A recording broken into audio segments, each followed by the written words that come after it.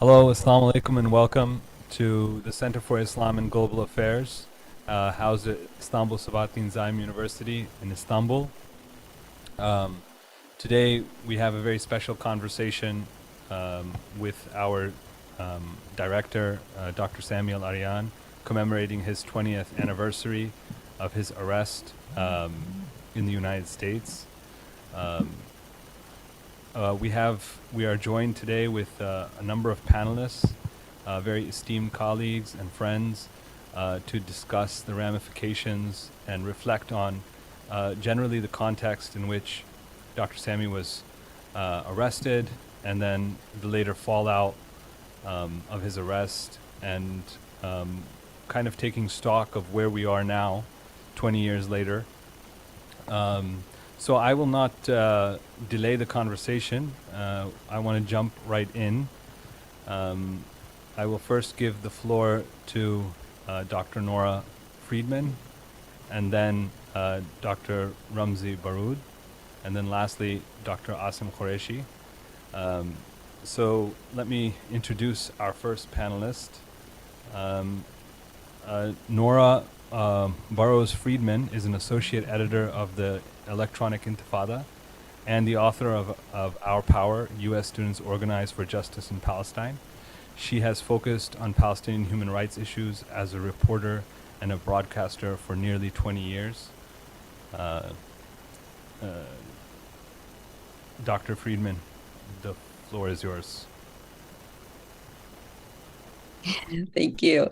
And thank you. I'm not a doctor, but I'm a doctor of life and of my esteemed colleagues. Thank you so much for joining me. And I feel extraordinarily honored to be part of this. I mean, Dr. Sami's story, and I want to hear from him directly as soon as possible, but Sami's story was instrumental in my political education because it happened at the same time that I was um, becoming a journalist, focusing on Palestine and focus on how the US government and Western governments in general have long persecuted Arabs and Muslims, and especially Palestinians, in the U.S. where I am, and how it fits into this context of mitigated attack and persecution on all levels, from whether it was politically motivated, like in Dr. Sami's case, or whether it's motivated by student activism on college campuses, which is what I focus on primarily these days. And members of faculty, scholars, and researchers who are doing, their best to try and educate the generation of activists in this country, who are being swept up in these wide-ranging campaigns of smears and persecution, simply for speaking about Israel's crimes. So yeah, I am just I was speaking to I'm at my in-laws house in Los Angeles right now, and I was speaking to them about Dr. Sami's story and my friendship for so many years with the Al-Arian family, um, and just telling the story over, so it was 20 years now. um, it, it never uh, it never gets any less absurd and shocking, and and talking about how Dr. Sami was one of the first in this incredibly oppressive and repressive, this dehumanizing wave of persecutions. And we talk about how the Holy Land Five directors are still in prison today, for simply raising money for Palestinian refugees, for raising money for victims of natural disasters in the US, and of being victims of these U.S.-led, racist war machine that sweeps up Arabs and Palestinians, and how that they're still in prison today, as elders of our community. And so we're at this moment where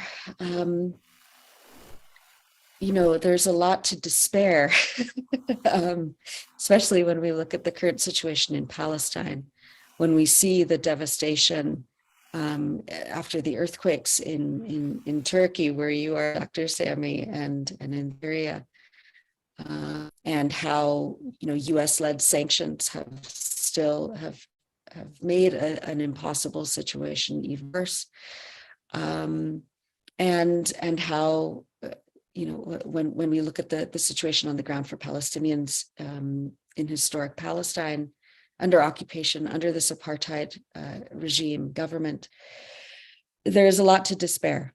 And, it keeps us all up at night, just, racked with anger and sometimes these feelings of helplessness. But I think about the Al-Arian family and what Dr. Sami and his wife and his children have had to go through, his grandchildren have had to go through for the last 20 years, and the resilience and the tenacity and the dignity, and it gives me hope and less of a chance to fall into despair. And so I just want to thank you, and I am continuously, endlessly appalled by what you have gone through over the last 20 years. I'm getting a little emotional, actually. I did, it's like 8 a.m. and I didn't plan on being emotional, but here we are. And, it just, you remain a pillar of the wider global community, of fighters for justice in all forms. And so, I'm really honored and glad to be here. Thank you. For your contribution and your heartfelt reflection and your opening thoughts. I know that it's not always easy to go first, but you did it very gracefully and set the right tone for our conversation. I would next want to invite Dr. Ramzy Baroud, who requires no extensive introduction at our center. He's participated in many of our events, but by way of new listeners, let me introduce Dr. Baroud. He is a Palestinian American journalist, an author, and a columnist, and the editor of the Palestine Chronicle. He's taught mass communication at a number of colleges and universities. He's also the author of 6 books on the issue of Palestine and Palestinian history. He is also a non-resident senior research fellow at our center at SIGA. So welcome home, Dr. Baroud. The floor is yours. Thank you very much, brother, for this lovely introduction, and thank you for honoring me to be part of this very important conversation. I will add my voice to that of Nora when she said that something to the effect of that Sami has been and will always be kind of the hero of our generation. And I think it's very important to note that Sami's or Professor Al-Arian's contributions and struggle and did not really start when he was arrested unfairly, unjustly by American securities 20 years ago. His contributions to Palestine has been ongoing for many, many years, and the impact he had on our community in this country, and the impact he had on our intellect, and his contributions, whether academically or journalistically, kind of really left a massive print of ideas in the collective minds of Muslims and Palestinians and those who support their just causes in the US and beyond. And I have no doubt in my mind that this is precisely why Professor Al-Arian had to endure all of this. I remember reading about when Antonio Gramsci, the famous anti-fascist Italian intellectual, was arrested and sentenced to life in prison by the fascist police many years ago in Italy. And one statement that was attributed to the judge, to the fascist judge at the time, is that a mind like this should be kept behind bars as long as possible. That statement was attributed to Mussolini himself, but in actuality, it was the judge who actually sentenced him. And indeed, he was kept in prison for many years. These kind of sagas are quite familiar in recent, but also not so recent history when it comes to great scholars and great minds, but not any great scholars and great minds, but rather what we call engaged intellectuals, rather the people who are using their intellect to make a difference, to organize, to mobilize, to stand for something, and to try to achieve a paradigm shift in their societies for the betterment of that society. And that's what Professor Al-Arian has done, and that is what he continues to do. Sadly for Gramsci, the story ended very soon after his release from prison, where he passed away only a few weeks later. Sami Al-Arian, inshallah, will live many, many more years and will continue to contribute as he has done since the day he was released from prison. I also want to mention something here that I think is quite important, that the struggle of Dr. Al-Arian is part and parcel of a larger struggle for justice in this country. Struggle that is in some ways unique to Palestinians and Muslims, but also not unique to Palestinians and Muslims. So the detention of Professor Al-Arian was an outcome of a process that started years, indeed years before the 9/11 attacks. Quite often the media mixes the cards and they try to taint any Muslim, any Palestinian, any defender of the Palestinian cause, try to detain their legacy by mixing the cards. But in actuality, this happened years before 9/11, when the US passed a law, implemented it, and then officially passed it in Congress, the secret evidence law.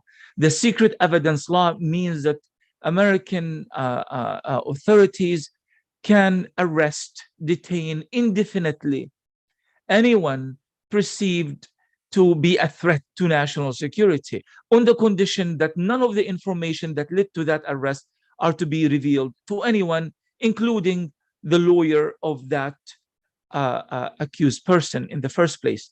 Of course, those of us who have done just a little bit of scant research on the issue would have realized that the secret evidence law is actually inspired more or less by the Israeli administrative law, or Israeli laws that are used against Palestinians to arrest them in Palestine itself indefinitely, up to 3 years, that are renewable.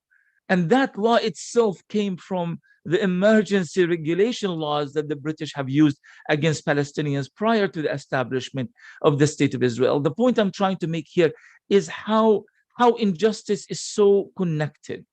It is not an isolated event that was the brainchild of a single American security administrator, but rather it is something that we have learned from the Israelis, who have learned it from the British. So that, and Muslims, and the vast majority of those who have been subjected to this draconian, unfair law are actually Muslims, and many of them are Palestinians.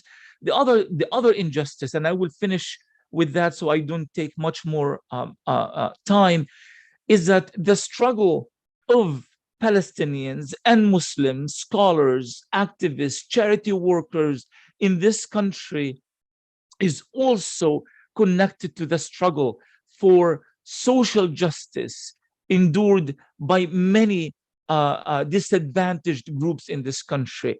And I name here the our sisters and brothers in the Black liberation movements and the Black Lives Matter movement, and also the struggle of the Native Americans, among other groups. And I think it's important to denote this fact in order for us to understand that we are not fighting here for a single individual or a single ethnic group or a single religion. We are fighting for all of us, because we have been told that this is ultimately what America is all about.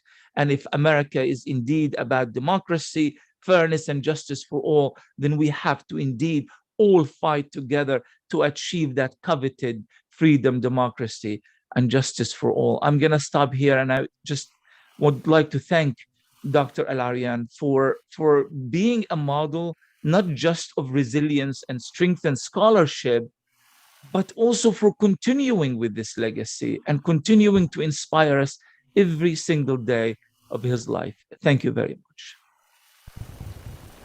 Thank you very much, Ramzy, Dr. Ramzy. Your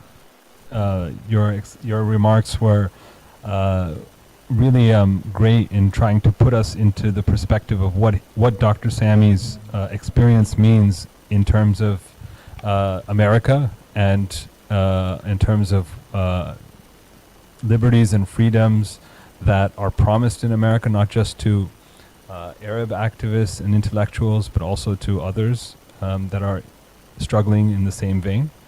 The next participant we have is a special guest, Asim Qureshi. He graduated law and specializes in international law and Islamic law. He is a research director at the advocacy group CAGE, and since 2003 has specialized in investigating the impact of counterterrorism practices worldwide. He has written the book Rules of the Game: Detention, Deportation, and Disappearance, and also What is Islamophobia, and other contributions. I would like to give him the floor now, Dr. Qureshi. جزاك الله خير أويس. بسم الله والصلاة والسلام على رسول الله. السلام عليكم ورحمة الله وبركاته.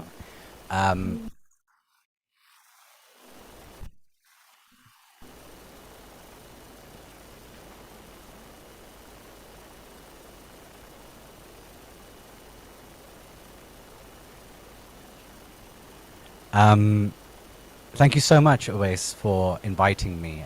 When Awais reached out, I was still in London, and I had no idea that this event was going to take place. And it was a wonderful coincidence that I happened to be in Istanbul. And of course, I could not kind of miss the opportunity of joining Dr. Sami in person, especially because I'm a fellow of SIGA, although, albeit I haven't done as much here as I should have, but inshallah, hopefully, meeting him is always another opportunity to be more involved.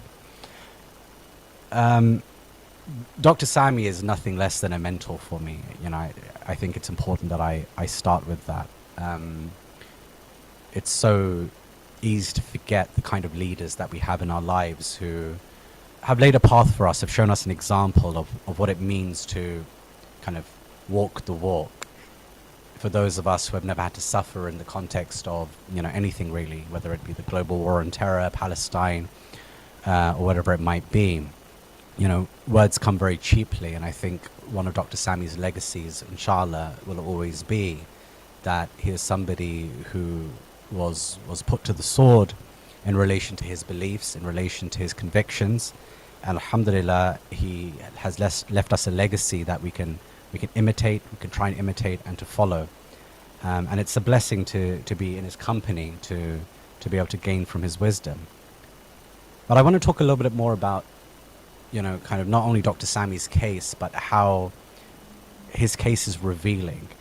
Because it exists in this nexus of competing injustices in the world, particularly in America, whether it's a kind of a racialized system of incarceration, if it's Islamophobia, or even the weaponization of Zionism against our activist communities. These all, in Dr. Sami's case in particular, were neatly folded into one another as this global war on terror began.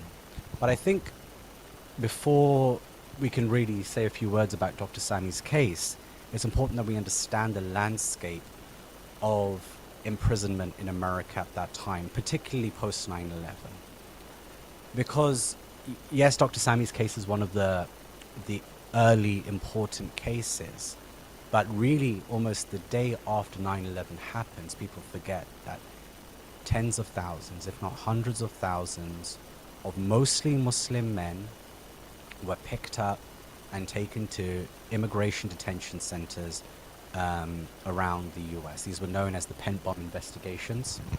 And they were awful in a way that most of us cannot imagine. Some of these prisoners were kept in this kind of unknown holding state for months, for years on end. Some people described to me that I managed to interview from this period of being in the same clothes for weeks or months on end, not being permitted showers, not being permitted a shave, not being permitted any kind of sanitary access.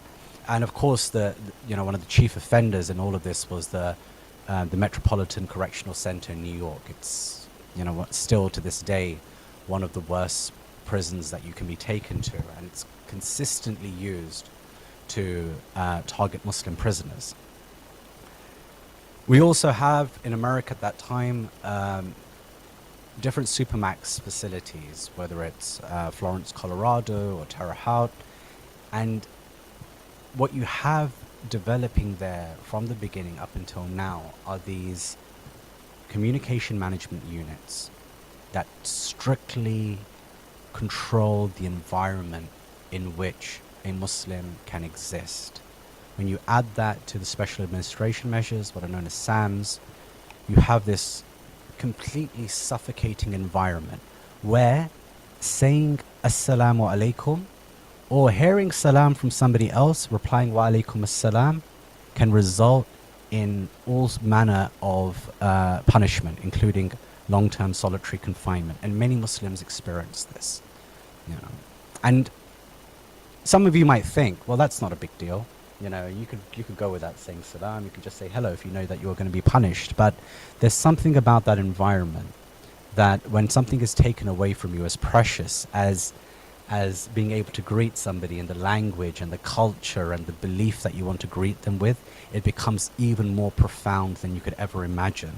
And that was what's going on. When you study the cases of people like John Walker Lind or Uzair Paracha or Dr. Sami himself, they were put under all sorts of restrictions that make the most kind of common act as a Muslim seem profound. And of course, this is all going on domestically in the US, but at the same time, you have all these prisons popping up all over the globe in the context of the global war on terror. So you have shipping containers 2 weeks after 9/11 takes place being used to house Bosniak prisoners who they're suspecting of being involved in acts of terrorism. They're torturing them there, they're interrogating there. Across Afghanistan, you have air bases being now instrumentalized as detention sites, Bagram, Kandahar.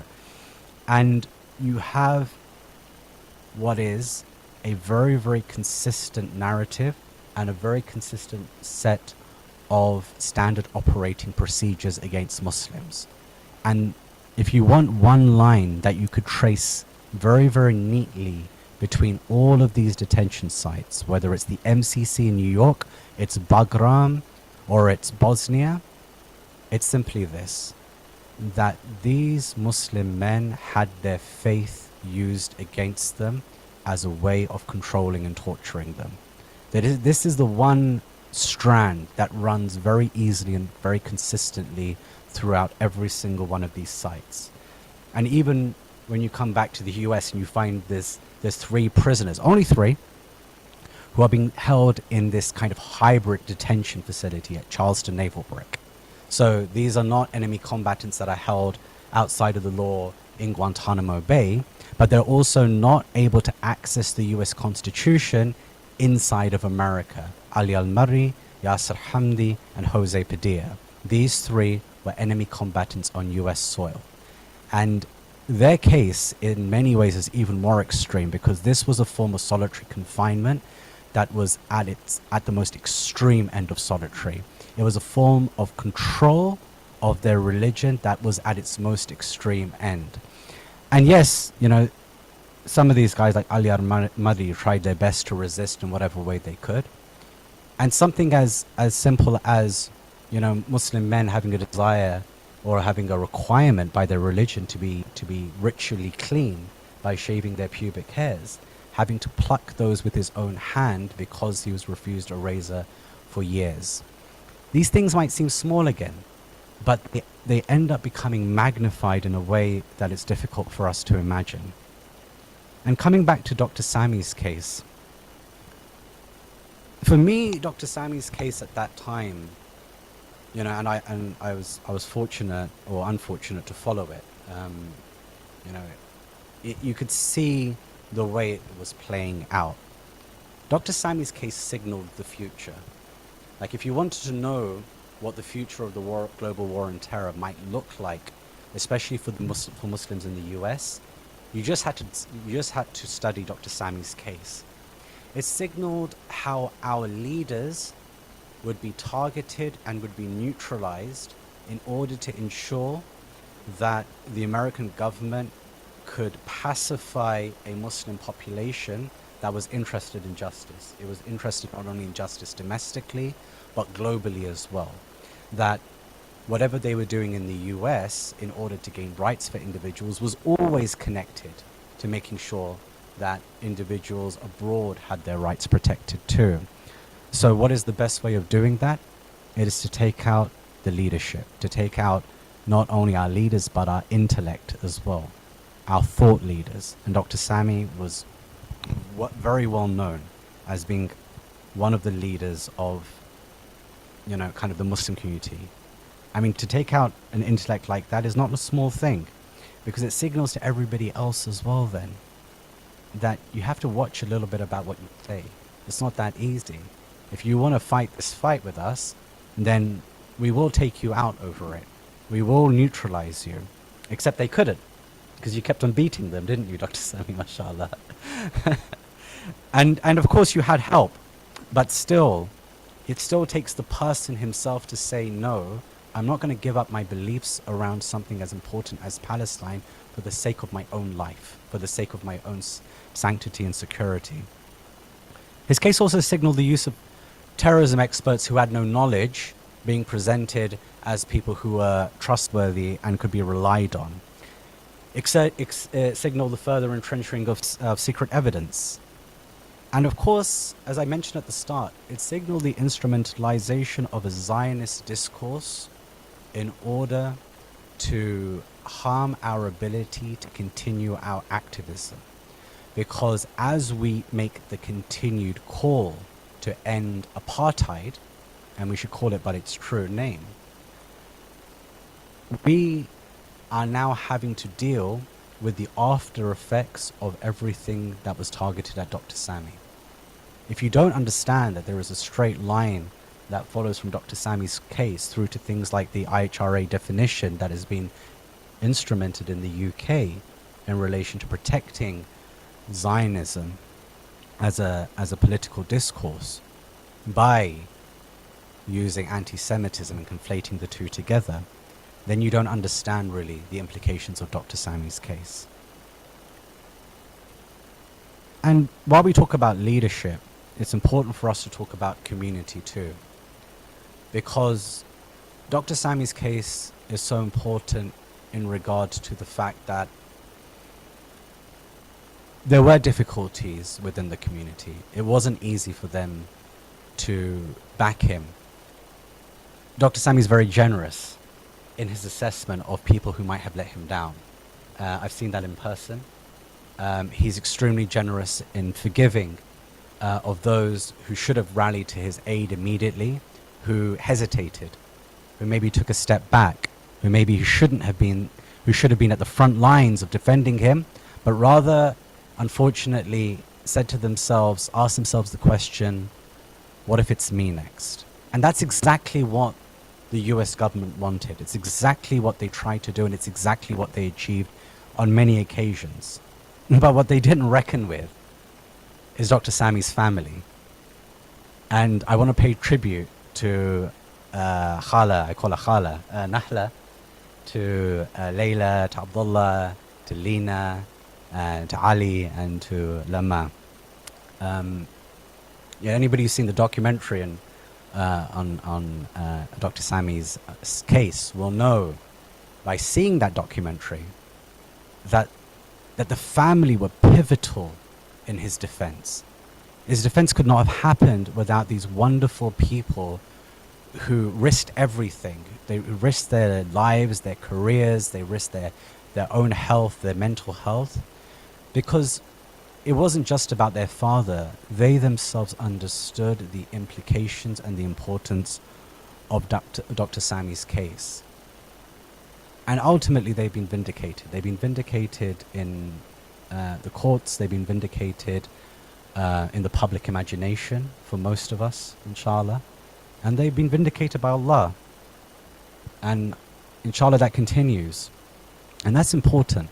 It's important for us to reflect on that, that there are layers of meaning to Dr. Sami's case that have actually, in some ways little to do with Dr. Sami himself and everything to do with who we are.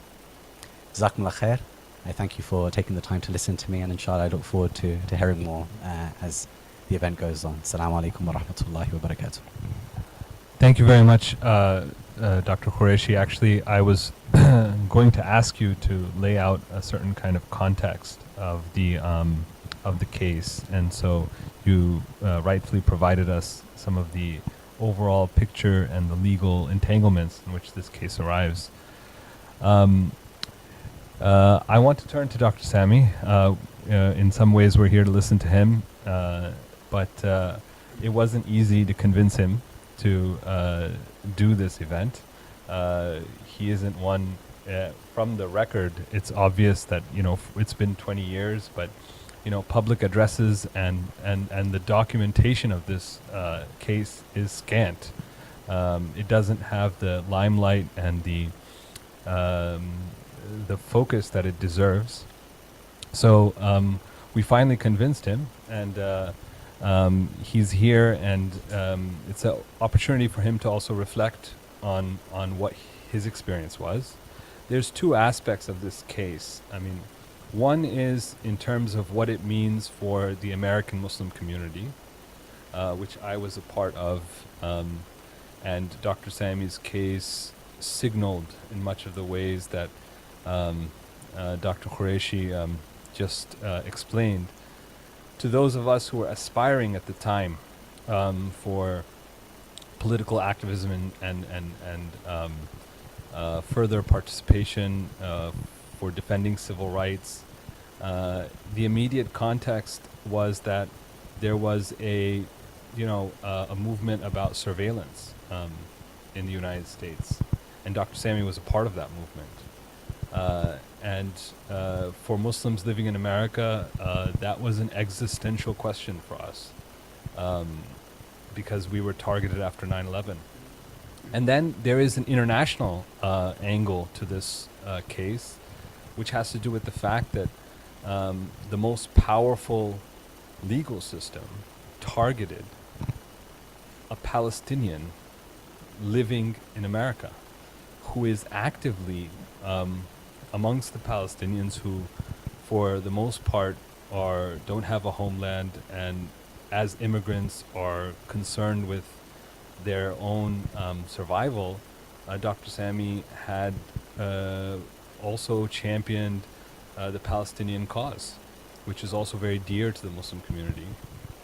And so his arrest also was a message, a very vile one, if you ask me, because for a government of, and maybe this is why it happened, but for a powerful superpower like America to make an example, or try to make an example out of a Palestinian intellectual living in the States, curtail his freedom of speech, also sent a signal internationally about where the Palestinian cause ranked and who the American government was listening to when it came to Palestinian freedom and rights.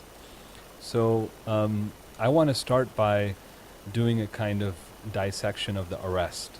I want to start by kind of laying out the anatomy of that arrest. So I'll invite Dr. Sami first, and then obviously this is a conversation. So the panelists, I want you to interject and discuss with Dr. Sami any questions that you have or comments that you would like to add. Please don't wait for me to call on you or invite you in. This is supposed to be a kind of intimate conversation for us to all reflect on the importance of his arrest. So first, let me begin by asking Dr. Sami to kind of give us your preliminary explanation for what may have been the extraordinary motivations that led to you being targeted in this kind of what seemed to be a very baseless case against you. So if you could give us your reflections on that, the immediate kind of context of the arrest and what you think was the real agenda behind the arrest and how it happened, then all the participants, please let's have you can jump in and have a kind of a natural conversation, as my dad used to say, a fireside chat with Dr. Sami. Well, thank you, Awais, for putting this together, actually, and for your kind words. Is this not muted? Sorry. And also, I want to thank Nora, Ramzy, and Asim really for their heartfelt words, as well as their kindness, friendship, love, and support throughout the years. Not just for me, but also for my family and for the causes we all stand for. I really want to thank you also for being here today or tonight, wherever you are, and also for engaging in this, I think, important conversation to answer Awais' question. It's very difficult, of course, to answer it in few words, but suffice it to say that this case would not have happened except, of course, for the atmosphere of 9/11, what happened in that context, where anything that society or law or the courts or judges or decent American the government function would stand for.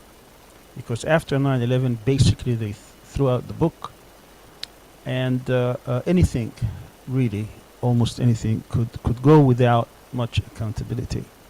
But the case really didn't start on February 20th, 2003, which is 2 days ago, would have been 20 years ago. That's the day of my arrest. And I will talk a little bit about it. The case started at least a decade before. And of course, I could see it, I could feel it, that the Zionist organizations, who were pretty unhappy, to say the least, with the activism we had throughout the United States, whether on campuses or different conferences or organizations, and as well as the support, particularly after the Oslo Accords, of the point of view that this was not a fair way of dealing with the Palestinian issue. So starting almost in 1994, there was a media campaign. That media campaign rose to its zenith possibly by 95, 96. I was suspended actually from being a professor pending an investigation which was conducted by one of the most prominent lawyers America has ever had, who was the president of the American Bar Association, he was the president of the International Bar Association, he was university president, he was one of the most prominent people also in the Tampa community, and he conducted an investigation and came to see that everything that we were doing within the university, well, not only was legal, but it was the right thing to do. It was academic in nature, it was beneficial to the community, and it was basically a statement of what we were doing, which was highly regarded. At any rate, that campaign never really stopped. It took about 2-3 years. I came back to the university, and then we had change of university presidents, in which the succeeding, the next president, or the president at the time, was vulnerable to basically pressure from these Zionist organizations. I'm not making this up. This is what they said after my arrest, that they were talking to her all the time, trying to tell her that I need to be dismissed, that I need to be fired. She said she had no basis, but she was also very sympathetic. She had her own charity in Palestine, Israeli charity in Palestine. But after 9/11, it was much easier at the time to make that pressure succeed. And indeed, one day I appeared before a national audience on Fox News. Of course, it was a setup. But people have to understand that we were, as the American Muslim community, really under siege. So we were appearing everywhere, trying to let people know how we felt about the tragic events of 9/11. And I was led to believe that certain questions would be asked, and of course it wasn't. But that incident on Fox News was characterized as being a threat to the university, not because of anything I said, just because of what the person was. And then we had the situation where I was suspended for my own safety, and 3 months later I was told that I would be fired or dismissed from my position. And then you could see the tradition that the US had in terms of defending the rights of free speech, in terms of defending academic freedom. Most unions of the United States, most papers in their editorial and in their reporting came to my side, and then a very fine and professional organization called American Association of University Professors came to my side and told the university, unless I come back from that suspension and that they stop this process of trying to dismiss me, they would be put on a blacklist or censured. And then the university herself, the president herself, went to the U.S. attorney and to senators and to the administration seeking help. Help me do something. For the first time I see where you have grand jury is supposed to meet in secrecy, where actually the U.S. attorney announces the impaneling of grand jury. And yet nothing happened for several months. And in the meantime, the AAUP, that association conducts its own investigation, tells the university unless I'm back by August that they will be censured. I get a call the day before they were supposed to be censured if I don't come back. The university contacted my lawyer, offered to pay $1 million if I would resign. I asked that be given in writing, and then I would consider it. But then the university president went to the board chairman, who himself was appointed by the governor of the state at the time, who was the brother of the president, Jeb Bush and George W. Bush. And he said, I'm not going to give this person any money. I've been calling him a terrorist for a year. Now you're telling me give him $1 million. That's over my dead body. So he went to the governor and he asked for time. So the next day, instead of giving me an offer, they sued me in court. They lost by October. So that was just a delaying tactic. So the AAUP would not take any position since this is now in the courts. And of course, they knew they were going to lose. So they lost in state court in October. Then they lost again when they went to federal court in December. And of course, in the meantime, what happened is that the governor went to the White House, who started actually at that time, and I could see that later on during my trial, that most of the meetings of that grand jury, usually grand juries meet maybe once or twice a month. This was happening much, much more frequently. Once after that, they hastened this. And by February, I was indicted, of course, and arrested. And I was expecting something to happen, but not on that scale, where the charges, obviously, they had to construct a conspiracy. So they had 3 other innocent people basically wrapped up into this and added to the case, where their families, their lives were also disrupted. And out of the 4, there were over 100 charges. For me personally, they were asking for 3 life sentences plus 220 years. It was one of the, I think, thickest indictments that attorneys have ever seen. Because I'm told some indictments maybe 10 pages, 20 pages, 30 pages. Mine was 160 pages. Page after page, where what it is really is a bunch of conversation between people trying to turn it into a conspiracy. Now, the evidence, once you're arrested, it was done in a way so that you would be totally overwhelmed, so you can't actually defend yourself. But what's funny is that I did not waive my speedy trial, and the government asked that they were not ready. I said, if you're not ready, why do you indict? So I had to wait 27 months in solitary confinement, waiting for the government to be ready. They had 471,000 phone calls and faxes, which translated into 21,000 hours. And of course, we really didn't have access, even though they had to give it to us many months later. But if you are in solitary confinement, how can you even listen to it? I was only allowed to listen about maybe 10, 12 hours a week. I said, at that rate, I need a century to finish this. But in any way, I mean, they used at the end 400 phone calls. They, in the trial, which took place in June of 2005, it was, I think so, until now, maybe the longest trial ever held on U.S. soil, continuously, 6 months, from start to finish, June 6th to December 6th. And it had 80 witnesses submitted by the government. 21 came from Israel.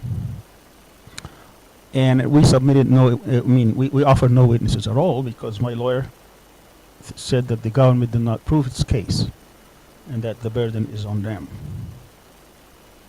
I remember on the day of the opening statement, the government came twice to my house. They took everything in the words of the FBI agent. Anything that could be moved was moved, whether it was my office at the university or the research center that we established, or my home. Anything that was in Arabic, and even my marriage certificate, I didn't see for 20 plus years because they took it.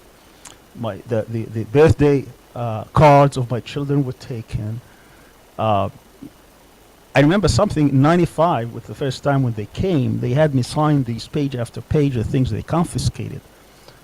On one of them, it said terrorist writings.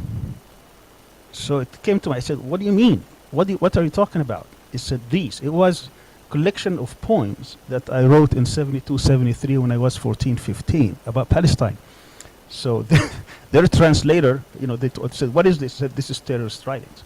So that's how they characterized my poetry at the time. At any rate, so during the opening statement, my lawyer had 2 blown up pictures. On one of them, and these 2 pictures came from the FBI. The FBI takes pictures before they take anything. And during the 2 raids, they took many books. And some of these titles of the books, they would bring the title of the book as evidence against me in court. In one instance, there was this book that was written many years back, but it had the word jihad in it, centuries ago. So they took that and they presented to the jury simply the name of the book, that I was reading such a book. But also I had a gun that somebody gave me. I never used it, but I had it. So twice they came to my house, and twice they left the gun and took the books. So the lawyer had these two blown up pictures. On one hand, he has all the books, and on the other, he has a gun. And he said, ladies and gentlemen of the jury, this is what the case is about. The government came twice to my client's house. This is what they took, which was the books. And this is what they left, which was the gun. They never confiscated the gun, even though it's supposed to be dangerous. I want to interject because there's a lot of points of clarification that for the international audience. So, because there's a lot of, this is rich narrative of your experience. Number one, I wanted to ask you, before we jump into the details of the trial, the events leading up to this, as you pinpoint, is this issue of freedom of speech on college campus, that you were, the campus seemed to have had a problem with what you were advocating on campus. And, America, especially America, on the issue of on the freedom of speech, there's a lot of organizations that are there to protect intellectuals, writers, authors, precisely on these grounds. And what was your experience with those organizations? I know you pointed to the University Professors Association. What about the other ones? I mean, there's really high-profile organizations. How did they respond to this freedom of speech issue that you faced on campus? Well, in America, you have problems, of course, between university administrators and faculty. I remember in 1996, I was invited to a conference, along with many others, on the Middle East at Villanova University. This is 1996 now. This is 7 years before the arrest. And because my name was in the program, many Zionist organizations protested, and they put a lot of pressure on the university. So the university told the organizers of the conference that for my lecture, it has to be moved off campus, while the whole others will be on campus. How does that pressure look like?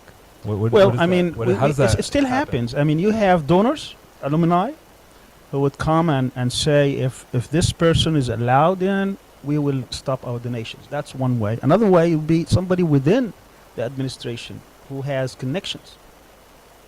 I remember when I was arrested, there was a lawyer that I had, and he said, this case is too big for him.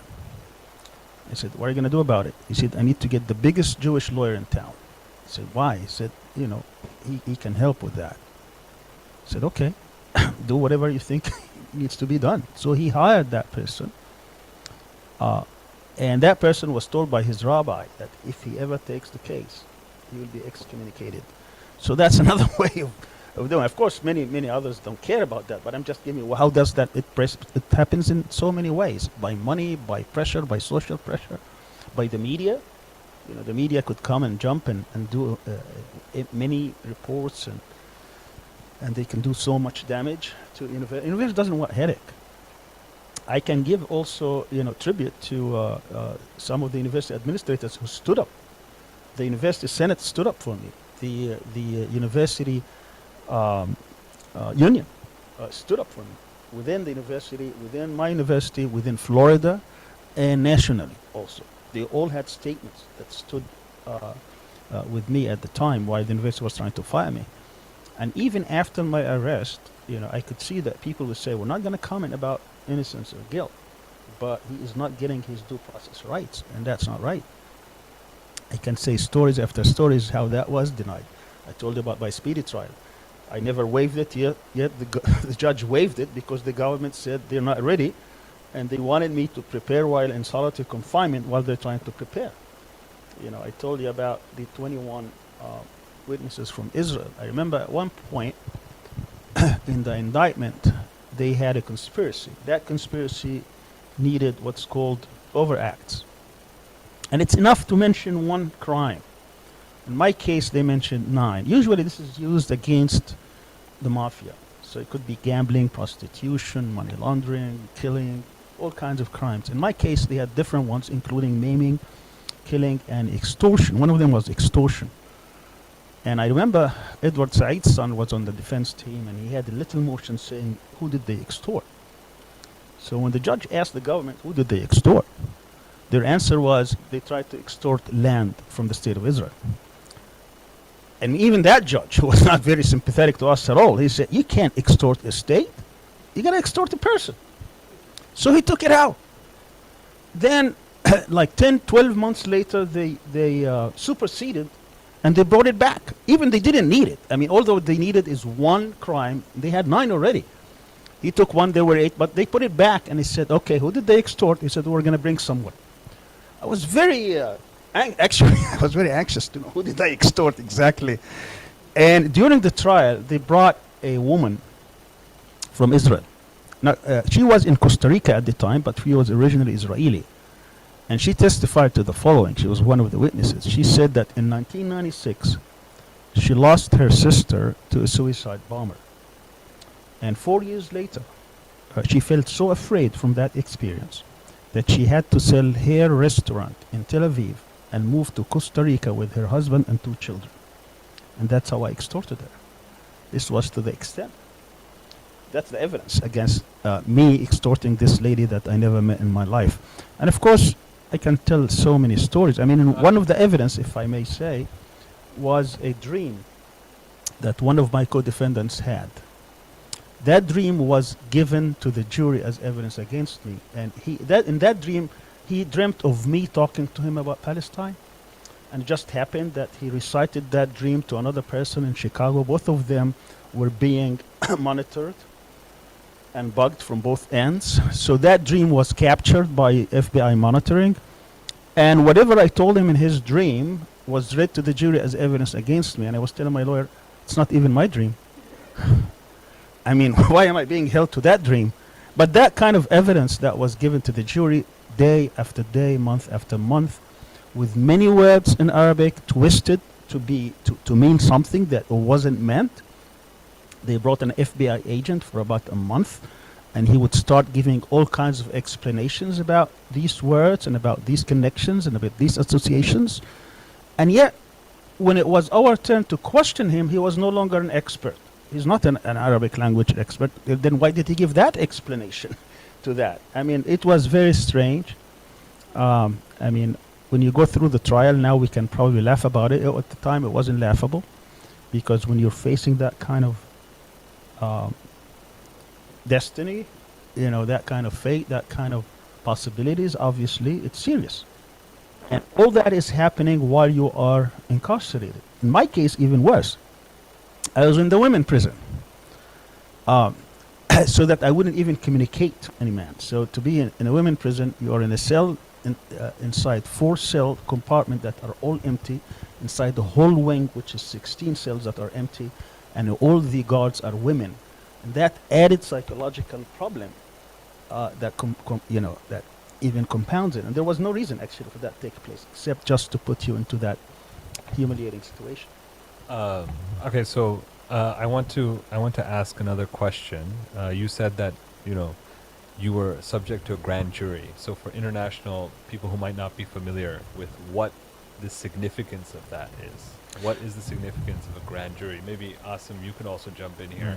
Well, the American justice system, very simply, this is in the Constitution. The government can't just come and indict someone or charge someone with a criminal offense unless a group of people, of his peers, usually 23 people, would hear evidence, but it's one-sided evidence from the government. So the government comes and gives them all kinds of evidence why this person should be charged. And if 12 of them say, okay, he's probably guilty, then you're charged, and then another process takes place. So the government was talking, as I said, for months to these 23 individuals, but when you read it, I mean, the kind of lies that were told to these people was unbelievable. But it has to do also because they don't know anything about the Middle East. They have no idea. And I remember, he was one of the FBI agent was telling them about a group am supposedly associated with, that group was smuggling by land arms from Iran to Syria. My God. I mean, there is a whole, I mean, that's my lawyer was telling him, did you say that? He said, yes. He said, didn't you know that there is a whole chunk of territory between both called Iraq, and that Iraq is bad, had bad policy with both of them. How could they smuggle? I mean, just he kept lying and lying and lying. And of course, at the end of the day, as the saying says, you can indict a ham sandwich. If you can make a case against a ham sandwich and get it indicted. So that wasn't difficult, especially since it's a political case. I mean, there is one lesson to be learned about this, is that if the government targets someone on political grounds, it's political persecution, the odds are in their favor. So in that sense, the fact that I got out of this is a miracle. I mean, it's nothing short of an absolute miracle. You can't argue otherwise. About that issue of it being a political targeting. So, because as I was young when you were going through your the trial, and one of the things that how it impacted me was that as a Muslim who wanted to be political and to exert my political ideas and values,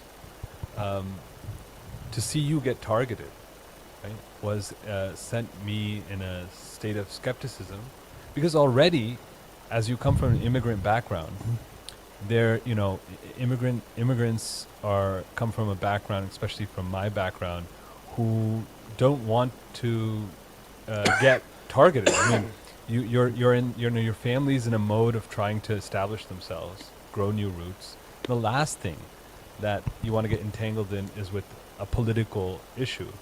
So compounded with that kind of what we might call apoliticism, that certain immigrant families have in the United States, seeing you get targeted, reinforces this kind of attitude that a political Muslim, a Muslim who wants to do political activism or fight for justice or their values, that this is something that maybe you shouldn't be doing. So can you please talk about why you were such a political problem, you particularly, for the United States government? You can never know exactly why, but you can sense, of course, you're being targeted. Of course, most of the evidence or most of the targeting that the government use, it's about associations with certain people they don't like. But interestingly enough, all these associations were at least a decade before. 94 was the last thing that they could point to. But why were you targeted? I think I was a very interesting person to them, because I was very not only active on the front of Palestine, where you elicited many enemies, particularly Zionists and powerful lobbies and powerful groups, both locally and nationally. But also I was very active on the political front. Between 1997 and 2002, I was probably a leading figure in the fight against secret evidence, and we were winning. And then I played a major role in the elections, 2000 elections. So I got very close to many political figures in the U.S. establishment, people who were in the legislative side and Congress, very powerful people in Congress. And they were monitoring all this, by the way. I found out that they were basically they knew everything. I mean, the government, it's not like, by the way, this thing about this narrative that they tried to advance, that if it wasn't for the Patriot Act, they could never have charged me, is absolute lie. I saw the exact indictment was drawn up in, I can give you even the date. It was August 2000. This is at least 2 years before the Patriot Act passed. The exact word for word, even the overacts. But the overacts in that indictment is stopped in August 2000, while the overact in my actual indictment is stopped in January of 2003. So it was the exact one. So this whole thing is absolute bogus, absolute lie. But at the time, the Attorney General at the time, they wouldn't go for it, which was Janet Reno, to her credit, because she said this is nonsense. This is not there are no crimes except, trying to make up something that is not criminal to make it sound like a criminal. And I think that's what the jury saw at the end. The government made so many arguments, gave so many evidence, as they call them, and they couldn't convince the jury of any of the charges. Not one charge. Not one charge that the jury bought from the government. At any rate, so if you combine the fact, number one, you're very active in Palestine, many powerful groups are against you. Two, you're becoming very close to the centers of power and getting closer. I remember during the inauguration of George W. Bush, I had very powerful Republicans meeting with me, thanking me and the efforts and this and that, and they wanted to deepen that relationship. I wasn't oblivious to the many issues. I was focused on secret evidence and legal issues. And then you add to that also your impact on the larger Muslim community. At the time, I was really friends with everybody. I didn't take sides. I was trying to get everybody united.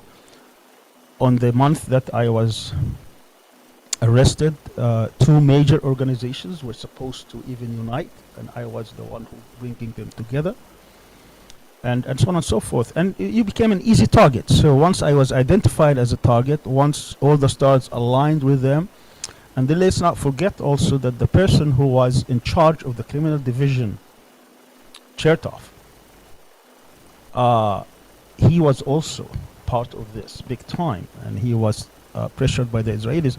We saw this in WikiLeaks when it came, the role of the Israelis and the U.S. Embassy in Tel Aviv, and how they were communicating with the Justice Department. During my trial, the chief investigator, the FBI agent, said that he'd been to Israel with the prosecutors sometimes 21 times. We're doing what? In Israel 21 times. I had nothing to do, I've never been there. But I mean, there you go. So it was many issues, but they came all together, and add to that the public pressure when you are a university president. So if I wasn't university professor, probably would not have been. There was no 9/11, probably would not have been. If there was no focus, and remember also the media campaign. That media campaign started in November 94.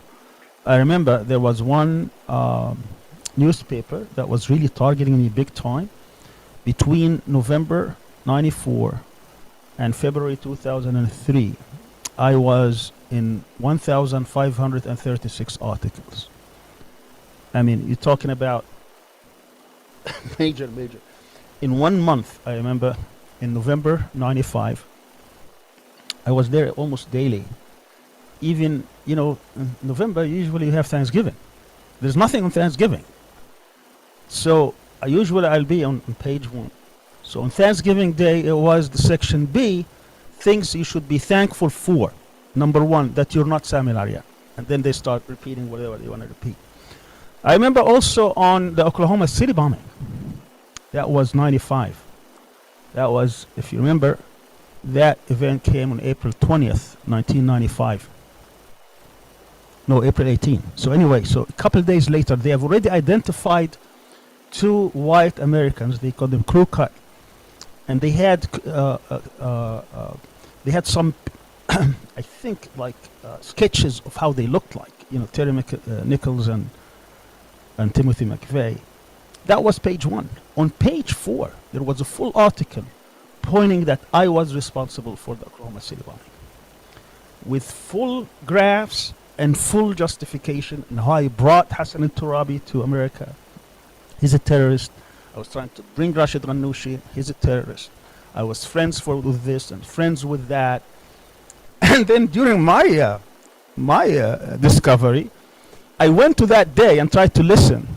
Turned out that they were not only listening live, they were listening live to me on 9/11, on the Oklahoma City bombing. And then somebody was summarizing the call, and at the end they said, I don't think he has anything to do with it. That's how much this thing was going.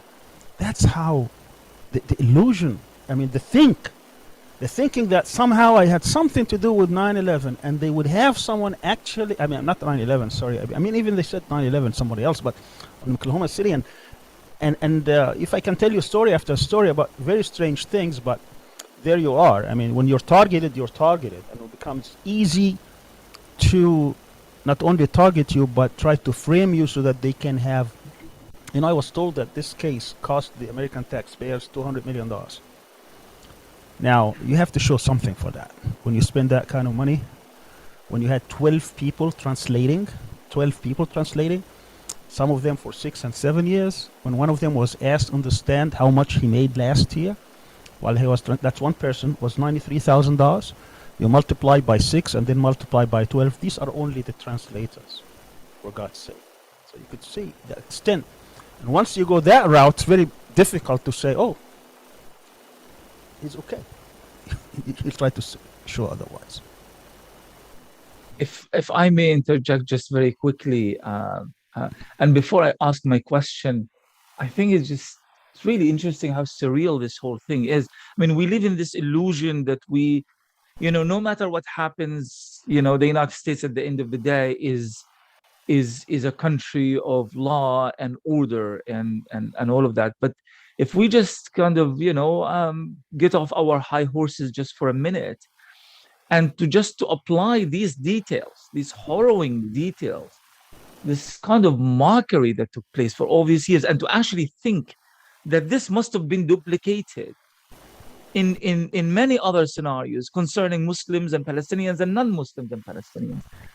If this took place, say, in North Korea, for example, or anywhere else in the world, especially in countries that are not on the, you know, the good list of American allies and friends, I mean, it would be, you know, a New York Times editorial just emphasizing how incredibly unjust these countries are. And to think that this is actually happening in this very country, and it happens quite often, and yet somehow we still get away with this brand that we are somehow special and unique, and we are the best of the best. So that kind of leads me to my question, and in a way, it's also building on a question asked by Awais earlier. Number one, I think, Dr. Sami, I mean, by now you are an expert in the justice system in America. I mean, how much do you think this is part and parcel of a larger ailment in our justice system? Or is this unique to a certain group of people, call them Muslims or Palestinians or whomever? And the other question is that, how much do you think of this had to do with Sami Al-Arian as a person, as an activist, as an academic, as an advocate for justice, and as a mobilizer of our communities here? And how much do you think it has something to do with other elements that might not be unique to Dr. Sami Al-Arian as a person? Thank you. During my later years, I was about 5.5 years in prison and about 5.5 years under house arrest in my second trial. So in the first trial, about from February 2003 until about September 2006, I was almost in solitary. Then I was sent to another prison. I've been to 14 prisons, by the way. So this one, I was county prison. So there were many others in the pod. They call it pod. About 22 prisoners, mostly African Americans and Latin Americans, but mostly African Americans. And I saw so many injustices there. And I can tell you stories, really horror stories about these people and how they are mistreated and justice does not serve them. They don't see a lawyer except on the day he's appointed and the day he would plead guilty. Most of them wouldn't go to trial even if they are innocent because they are told they have no chance. Some of them have 8th grade education. They can't even read well. So I had to read to them and tell them there is no limit. They said, no, my lawyer told me I can get the maximum 8 years. I said, this is not there. It's not. Then when they go and they are shocked to get 15, 20, 25 years, even though they were told that they will only get 5 or 8, even though they were just, some of them were just in the wrong place at the wrong time because they didn't have a home and their house that they were in was raided and they were taken with the others as gangs or drug dealers or what have you. An absolute horror stories you hear from these people. You talk about their poverty and how they really had no chance and they tried to make something out of their lives and yet they don't, and they end up in prison because no one really cares. This whole justice system is a mockery. No one is defending them. They keep calling the lawyers. They never return their calls, and then they come to them a day or two before trial. Either if you don't plead, you're going to get this amount, and even they don't understand it. Even when they plead, they don't get what they promised. So these are just some examples that say, and even within the system, it may look nice and clean and everything, but discrimination, racism is wide there. You know, I was mistreated, and because I had a lot of support from the outside, the Justice Department had to investigate one incident in which I was abused by prison guards. And at the end, I had to take a lie detector test, and they had to take one. I passed, they failed.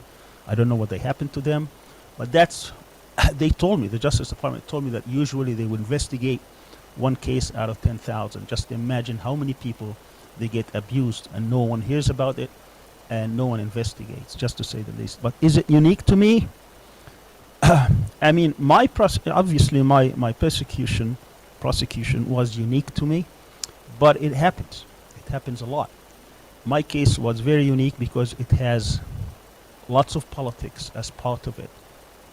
I was an easy target and also an alluring target because if they win that case, it could really set an example to many people about activism, about speaking out, and setting a certain narrative that certain people wanted to use.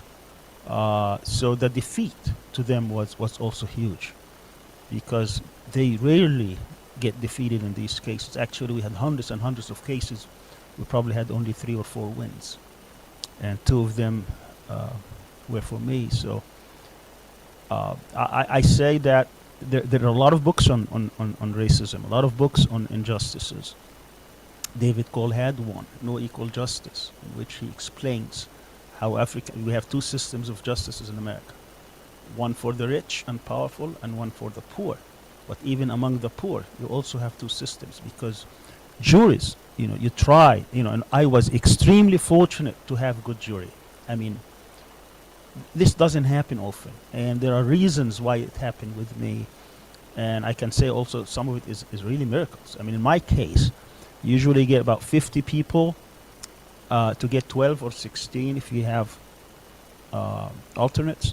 In my case, they started with 500. And they dwindled, and then some of them were exposed during the trial. And that's what I'm saying, it's a miracle, because usually you don't get exposed.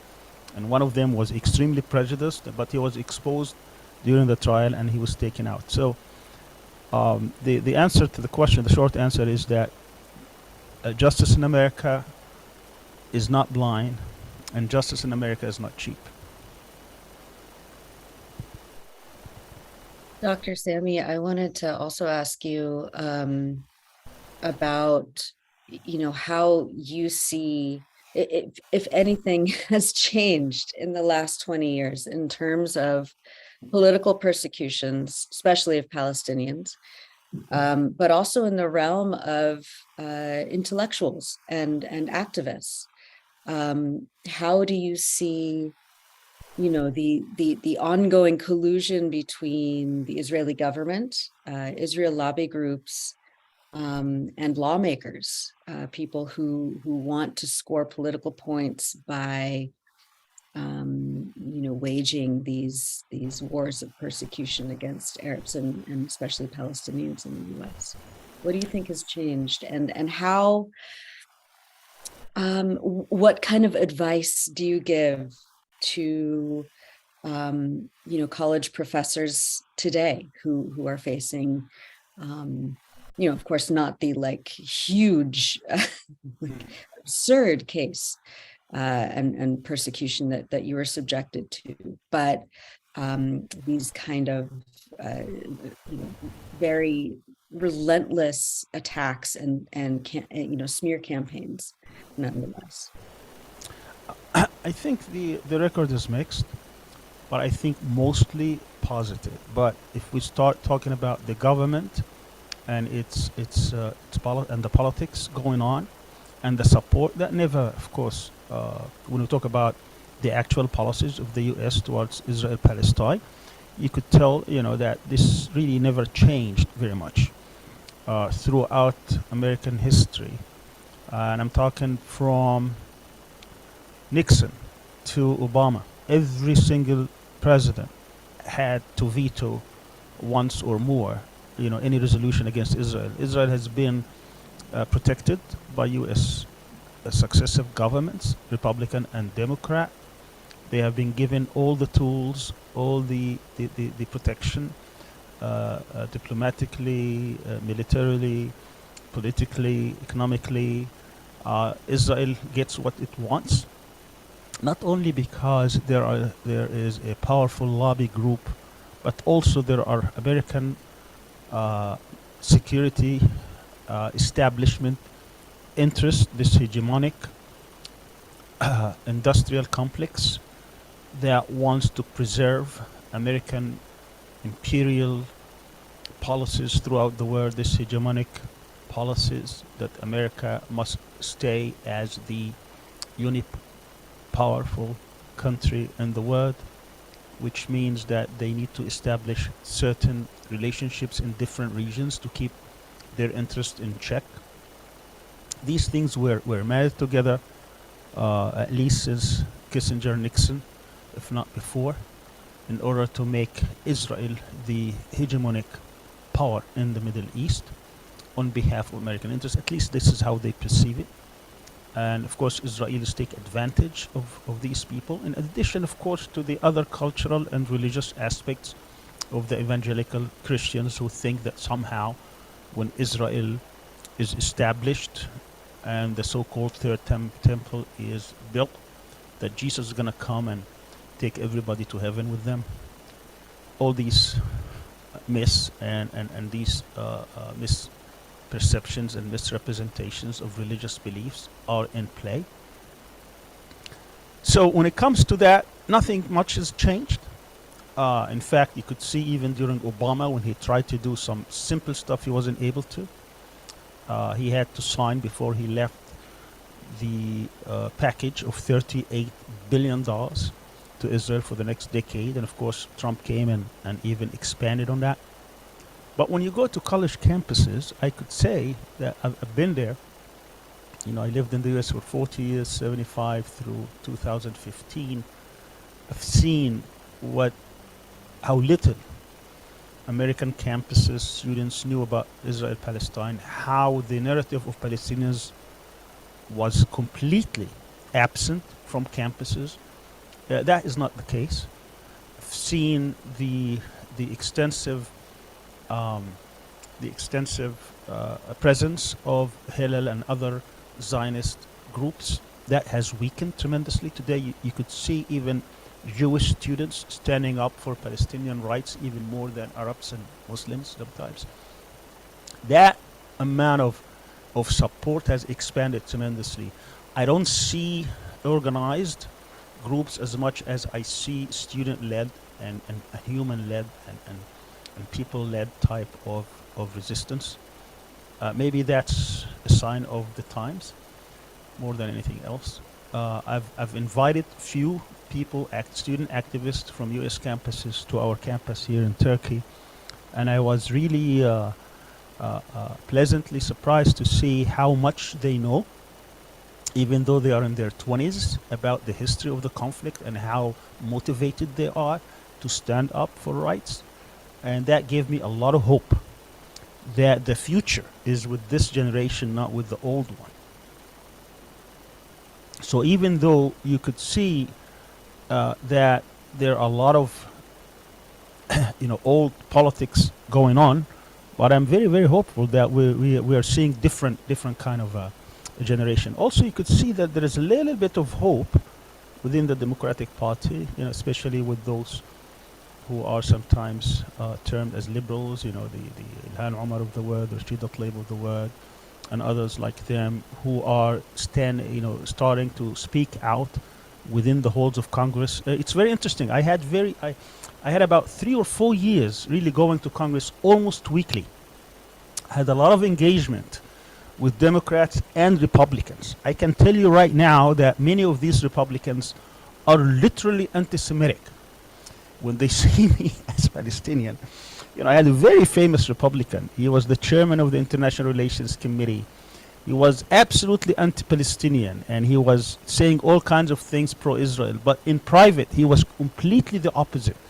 He was pro-Palestinian. He started giving me stuff that I was completely uncomfortable with when he started talking about, Jews, because that's not, what I thought the problem is, but this is the type. They are inherently anti-Semitic. A lot of them, I shouldn't be general here. But at the same time, they are just the politics of the situation, and he explained it. And when it comes to Democrats, and you could also see that many of them in private, they would acknowledge the injustices taking place, but at the same time, they talk about the politics of the situation. So how do we deal with this in the future? Of course, we need more strategic thinking. We need more leaders to stand up and to know what the red lines are, and that to gain, when we talk about big causes, great causes, you can't compromise on principles, because if you do, then you lose the trust of the people as well as the generation. So things will get tougher. You have to sacrifice, you have to pay a price, but if you believe in your cause, you have to stand up to it no matter what. And when it comes to Palestine, I believe Palestine is the cause of not only of the generation, but I think it's the cause where everything that is good in the world and everything that is evil in the world can be summed up to it. Talking about a movement that is colonial, settler, supremacist, racist, exclusivist, that wants to set the standard for the future. If that's what people think the future is going to be, then they will support this Zionist, settler, colonialist, supremacist state. But I think people don't want that. I think it's the opposite. I think that the history is going to move in the opposite direction. And even though today it looks very difficult, with this normalization wave of these autocratic dictatorships, the Arab regimes that are, going to racing towards the Israeli narrative, but this is not what the people will support. At the end, people are going to support what is right and what is just, and that's how I believe. And I think also America is going to play a huge role in this, because America is party to the conflict. They chose that path. They are the supporters of Israel. And I believe our cause is to break this unholy link, because if it wasn't for America, Israel would not be the hegemon and the powerful evil force that it is today, not only against the Palestinians, by the way, but against many other peoples. Thank you, Dr. Sami. You have a habit of kind of shooting to meta-narratives when it comes to talking about your case. I think you try and deflect away from the importance of the human aspect of what happened to you, because you're constantly trying to teach us that it's not about you, it's about larger causes, that larger structures of oppression. But I want to bring it back to you as an individual, because there is a very human story here that I think we can all benefit from. In terms of your prison experience, you underwent a very long period of solitary confinement, and as somebody who has worked with a number of people who went through long periods of solitary confinement, your the outcome of that, it's sometimes hard to spot I know you've opened up to me before some of the difficulties you have still to this day, but it's remarkable, how you are in yourself. I guess I want to ask you about what was important to you, what helped you, what gave you strength, what made you resilient in the way that you are today through such a very long and such a difficult period where they were using every single tactic that they had at their employ to try and kind of diminish your ability to resist the charges against you. Right. Going back and try to think about some of these moments is not easy. I can tell you one situation, not only just solitary confinement, because even in solitary confinement, of course, I was, as I said, 10 months in the women prison, but in other places, even you're in solitary, you could have someone, maybe 10 feet from you, you can shout, talk to them, say something, or even talk through the pipes. Of course, in the women prison, I didn't have that chance, but in one instance, I was transferred from prison to prison, and for whatever reason, transferred by plane, and then they go to prison that's actually an airport. And then you have to stay there for a few days until your time comes to be transferred to another prison. And usually in these situations where everybody is in transient, there's no one in solitary. So everybody is out, waiting for their time to go to another prison, except me. Somehow they isolated me from the hundreds others. They put me in solitary. It was Ramadan. So you're fasting. The room itself, or the cell itself has no windows, so you don't know day from night. And because you're just come here, there are nothing in the room. There are no books, no Qur'ans, nothing. I mean, all what it is just a bed, a sheet, bathroom. And people tell me sometimes, how does it feel? I said, imagine yourself in a bathroom and they close the door for 3 or 4 days. How would you feel? I mean, that's the type of thing. So what sustains you actually in these situations is faith. There is nothing else. Because faith takes you to a different kind of thoughts, different kinds of feelings, and different kinds of reflections. If someone doesn't have faith, I can guarantee you they will go absolutely crazy. There is no two way about it. I mean, just imagine yourself just sitting there and doing nothing to read, nothing to say. So if you memorize the Quran, you start memorizing, reciting. If you know certain prayers, you start saying it. And add to that, not knowing day from night, and you're fasting. And you don't even see the guy because he comes through a slot, throws the food, 10 minutes later he collects it. So you're there. It's like you are in a cemetery, in a graveyard. Somebody puts you there, and so that gives you actually, if you don't go crazy, it makes you stronger. But that's not what it's built for. Solitary confinement, I can tell you, is torture. It's absolute torture. It's designed to break people down. When someone, misbehaves on the grounds of any prison, their punishment is to go and put them in solitary confinement. Now, if you've been to prison and you put in solitary confinement, not because you misbehaved or mistreated a guard or something, that just they're trying to punish you, that means they're trying to break your spirit. So I was there for, I think 41 straight months at one point. So you really have to gather all the strength in the world. And to me, it was a mental fight with my tormentors, with the gods. So you cannot show weakness. You cannot show they're breaking down. Actually, it's defiance more than anything else. So even if you're mistreated in the least, you have to show strength and fight them back. Some of the ways I was fighting back, I was writing poetry. So that's another way, another form. And I know a lot of, I didn't write poetry since I was 15. These terrorist writings, But so, and then, you get busy and all that. But until then, I didn't. But then, that's another form of resistance as well. So it was a constant mental fight between me and that. And then, of course, the guards also are victims in a way. I mean, they mistreat you, but they have been brainwashed. It took them months to get to know me. And it's very interesting because once they get to know you, they start treating you differently. So they show also their humanness. You know, these are also human beings. They're not just monsters. You know, somebody told you, aren't you guys supposed to go to 700 years and this and that? I said no. But anyway, so, and then once they start dealing with you and they start asking you questions and they start asking about politics and religion and they see that there is something that, you know, they've been lied to.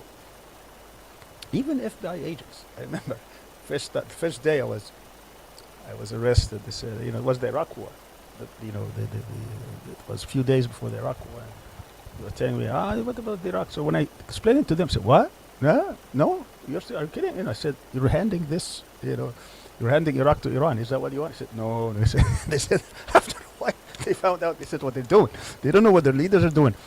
So, you know, the point I'm trying to make is that there is a system in place in which a lot of people are victims, including those who participate in the evil acts of the system.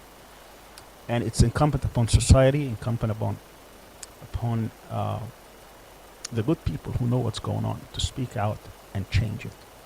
And I don't know, you know, I at one point I fired my lawyers and became my own lawyer because I was waiting for the lawyer I wanted to hire at the end. And during these 3 months, I had access to the law library. And I was just fighting for my rights as a prisoner. And I was reading this whole thing about prisoner rights. And I found that most of the rights that prisoners do not have today, they call them, some of them, privileges, but most of these rights that they are denied, like strip searches and others, they were decided by 5-4 in the Supreme Court in the 70s. So one vote could have made a difference between being a person or a non-person in prison where you are treated like a slave or treated really in a way that is dehumanizing, and whether or not you could be human being and treated as human being. You know, to me, prison in the United States is another form of slavery. Even on the economic side, at the time I was there, people have to work. They earn 12 cents an hour. The best job you can get was 40 cents an hour in which you make furniture. But other than that, you get about 12 cents an hour. So someone else is obviously benefiting from that. But it's a slavery by another name.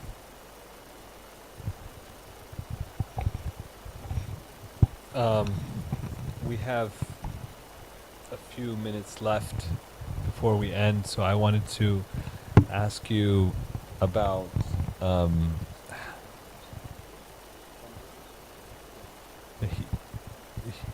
he's here.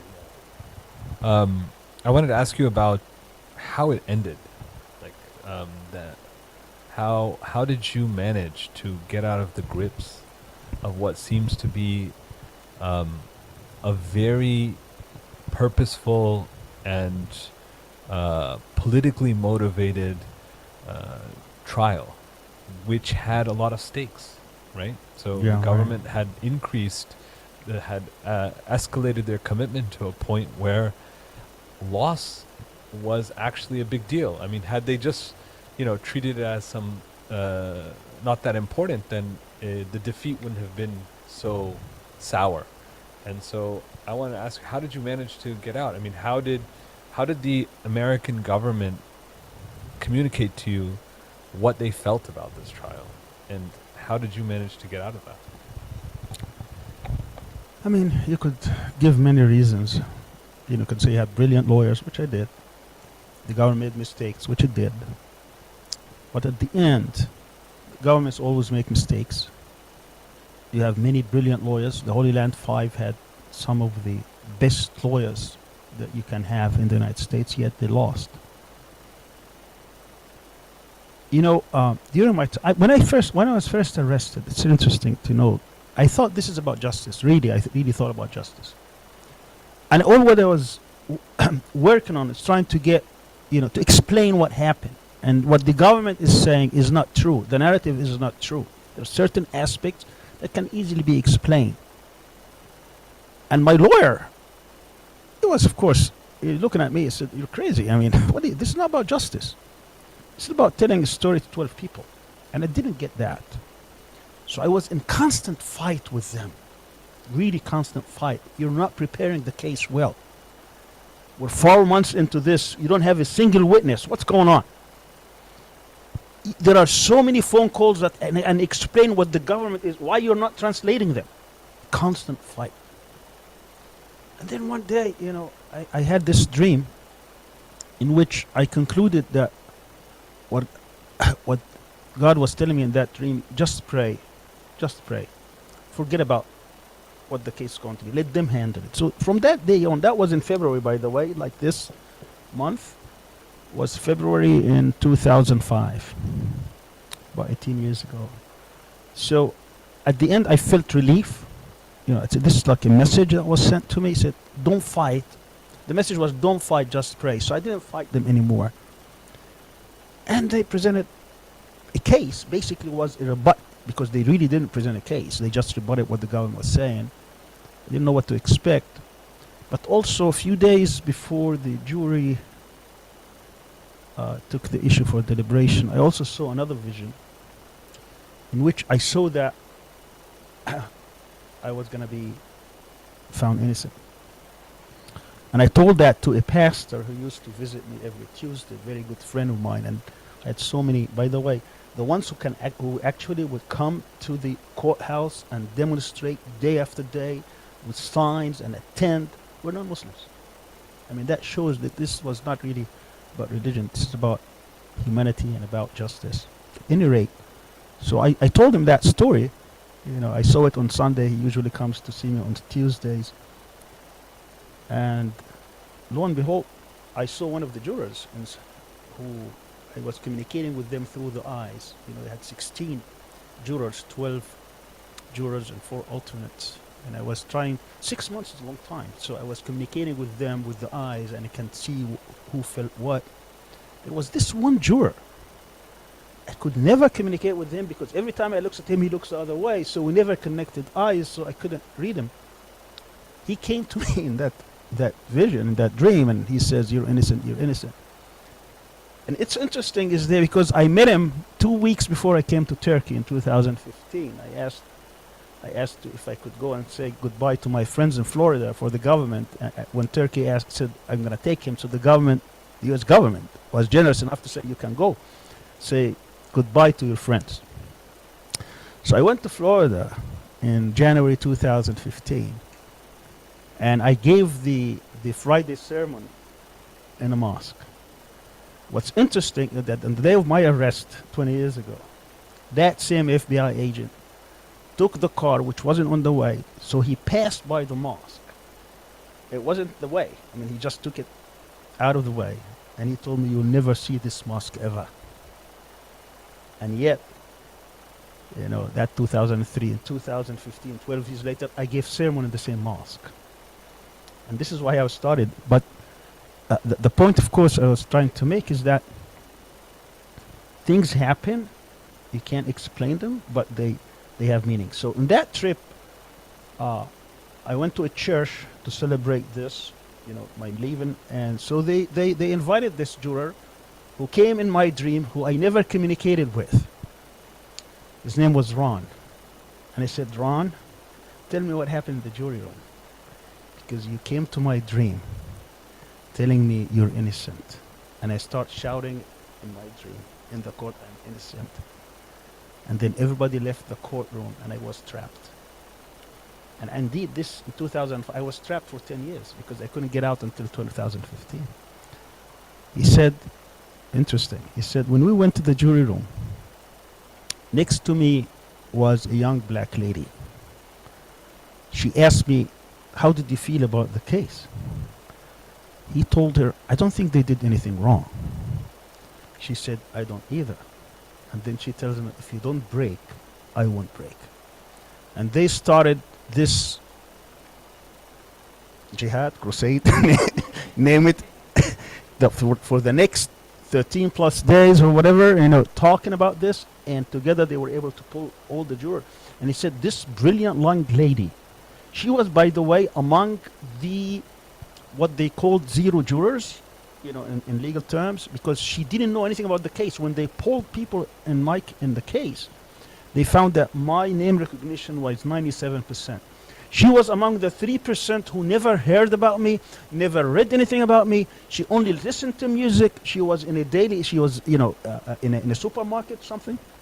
So when she came to the case, she did nothing, but she was taking notes all the time. And she was so alert. So somebody in the jury, he tells me, somebody in the jury would say, oh, but he did this. He said, no, he didn't. This is what the government said. That was never proven. But he did this. No, he didn't. So they kept saying, and at the end, they prevailed. So in one word, I can say faith is a huge contributor to people stay sane and stay strong and prevail. I'm not saying others who lose or not, but this is very important. Next thing's family. I mean, I can't say how proud and how indebted I am for my family. I mean, they have been there in and out during the whole time. I don't think my wife missed a single day where she could visit that she didn't visit. Sometimes she would go 75 miles and stay for 2 or 3 hours, and they wouldn't even allow her. When I was on a hunger strike and I went to completely different prison hospital, they would drive hours and come and stay in hotels so that they can see me an hour or two. Whenever there's a phone call, I'm allowed. They were there to receive it. That just me, and just talk about the hundreds of trips and visits and talks and media and the onslaught they had to suffer with the media. I mean, the media is vicious. I mean, they really had an agenda. And I can go on and tell you about stories how government and media are hand in glove. I heard that. Sometimes they were communicating on the phones that they were searching, and you could see the journalist is talking to the FBI agent like they're brothers, like know each other, and they coordinate. I mean, it's just amazing. On the day of my arrest, that same day, 20 years ago, the government came at 5 o'clock in the morning, knocking on the door, almost gonna break it. They come and take me, and you go down the stairs, and all the media is there. 5 o'clock in the morning, at night. I mean, it's dark. How did they get there? They called them. They brought them in with them. I mean, it was prepared. So, yeah, I mean, it's all it's all part of a game where the government has all the cards. They hold all the cards, and you have very little to defend yourself. You really have no defense. It's an impossible. And my wife called it, in that film, it's an impossible case. It's really an impossible case. And I wouldn't attribute how we got out to our brilliance. No, it's not. Or to, indeed, I had very good lawyers. I mean, they really worked hard. But that's not the real reason. I mean, the real reason is just God didn't want me to be there. There's no other reason. It could have, there are people, Ali Tamimi's indictment is 15 pages. When you read it, he has 6 charges, and all of them came from a conversation, one conversation. Mine had hundreds and hundreds and hundreds of phone calls. One conversation, they were able to somehow fashion it into 6 charges. And what does he get? Life. Life. And I met him once in prison. And he told me that I came in his dreams. And he told me, you're going to come out before me. This was in 2008. And then he tells me also that if you come out, try to help me get out. And if I come out, which he didn't think he would before me, I'll try to get you out. What did he do? Nothing. The government targeted him. They lied about it. And yet, they tried everything to keep him with life in prison. And what happened? He got out. So you cannot predict these things, but you have to keep the faith either way. I know that people, you know, the Holy Land Five, what did they do? Ahmed Abu Ali, what did he do? Hundreds of others, what did they really do? Nothing. They were targeted. Some of them were in the wrong place at the wrong time. They were targeted, and because they were targeted, they were punished. And what lessons do we learn? That you cannot give in to injustice. You really can't give in to injustice. Because if you give in, it's not just about you, it's about the others who are looking up to see whether there are examples in which they can defy injustice. And if they see people that they believe are the icons, then they will lose faith completely. I mean, we have in our history, and in any civilization, in any nation's history, we'll find these kind of examples. So we have to keep the faith. I mean, at the end of the day, we're gonna die.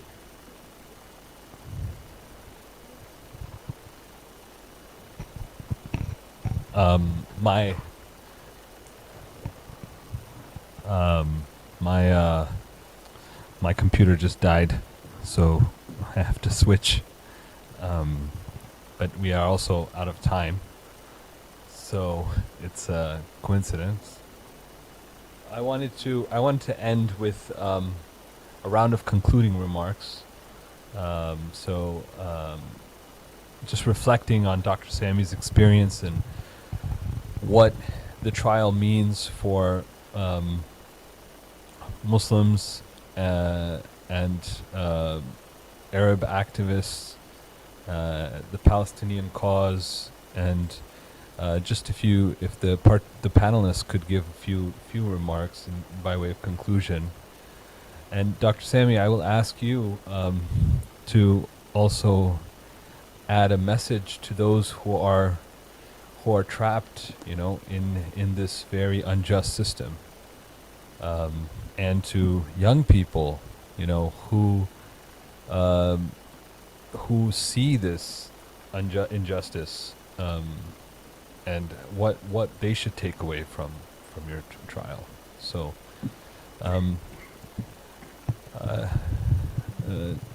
Nora Friedman, would you like to go first, and then we'll Dr. Baroud and then Asim. Yeah, once again, thank you so much for having me on this panel and for giving us all the opportunity, Dr. Sami, to hear from you about your experience. And you know, I think that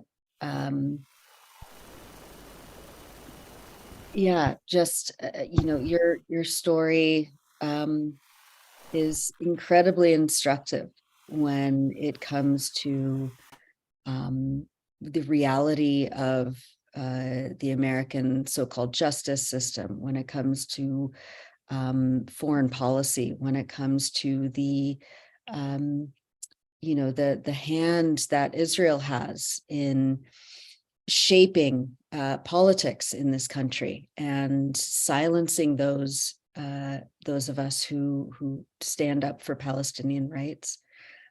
I think that your story resonates with people who are fighting to end mass incarceration and, as you said, the torture of such practices, such barbaric practices as solitary confinement, of so-called prison labor, which you accurately described as modern-day slavery.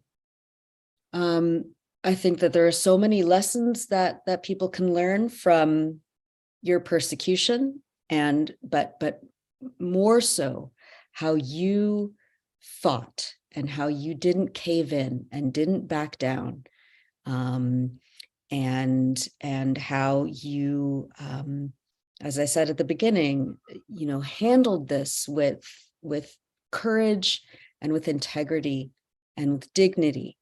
I think is a lesson for all of us working, you know, in so many fields, working against Zionism, working against mass incarceration, working against racism and imperialism.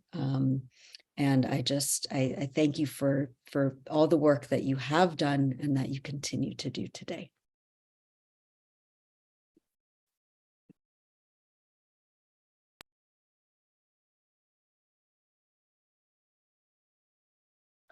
Just to add to that, just saying that it's really just, I mean, I've learned so much about this story, first from the media, and then, you know, I'm proud to say that I am a friend and of Dr. Sami, and I've learned so much about it from him personally, but just kind of seeing it all in, you know, kind of placed within context and presented this way, it's really not only quite remarkable of how this has been a major miscarriage of justice, and sadly it's a representation of a much larger miscarriages of justice happening all over this country, but also quite inspiring to see how Dr. Sami Al-Arian did not break. And I like that statement: if you don't break, I won't break, or we won't break. And neither Sami Al-Arian is broken, as you can see and hear, nor is his community in this country is broken. And the fight will continue and will carry on, and we are going to continue to learn from this. And I just feel like one other positive thing that came out of this harrowing situation is that we know much more how to deal with the system. We know its fault lines, we know its prejudices, we know its failures, and we know we are much more equipped with the kind of information that would allow us to deal with these injustices that are ongoing and will happen in the future. Thank you very much, Professor Sami, for really presenting us with an example and a model at a time that we really needed. We needed our models, our heroes, our prophets. We needed people to stand up at a time that so many, even in our own community, stepped aside and failed to stand up for what is right, fearing for their own safety and security, perhaps fearing retaliation, perhaps hoping to negotiate a better deal for themselves and their organizations, perhaps. But at the end of the day, you were there throughout this whole ordeal, and you continue to be there, and we continue to look at you for inspiration and for leadership. Thank you for that.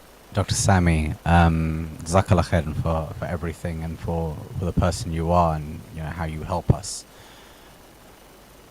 I think, you know, just a final reflection from me really revolves around us studying the complexities of your cases in their smallest detail, and not forgetting those details at all in any way, because it's in the details that we see the true violence that these systems and these structures perpetrate against us.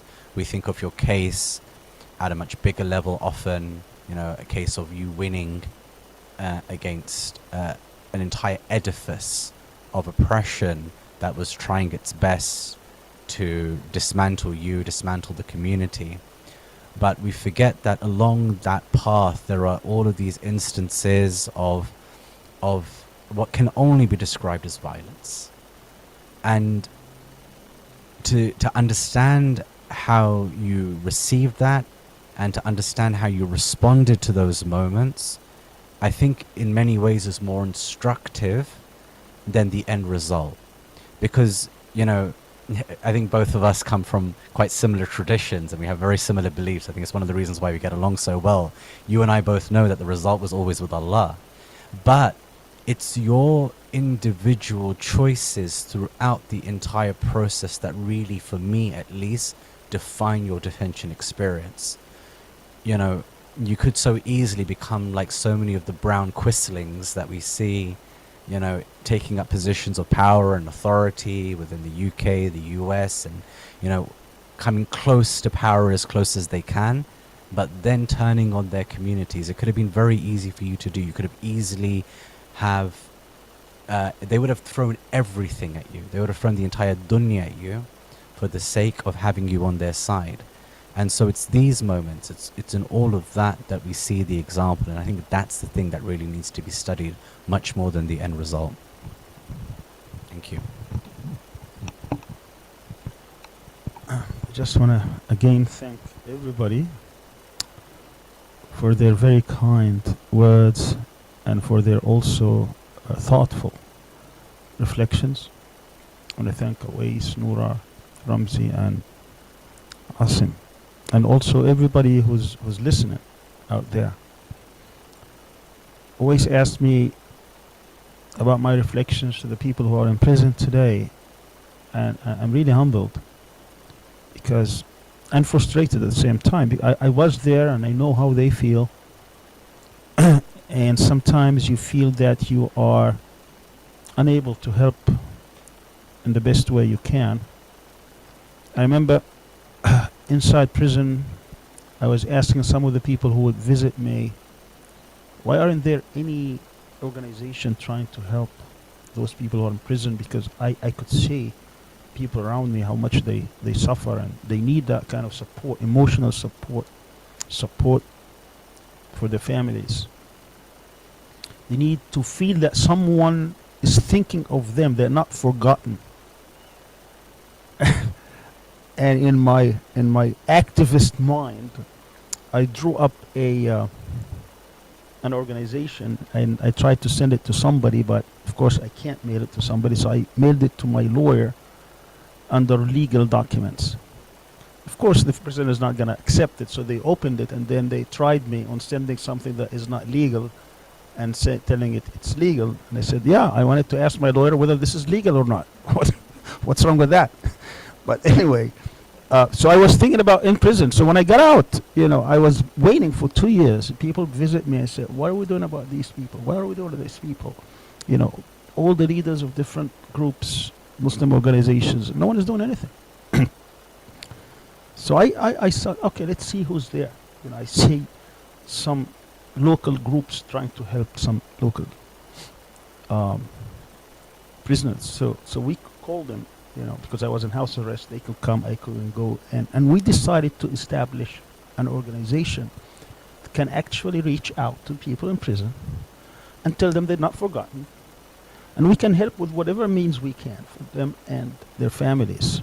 We send them a little bit in Ramadan gifts, or send them a cards and do that.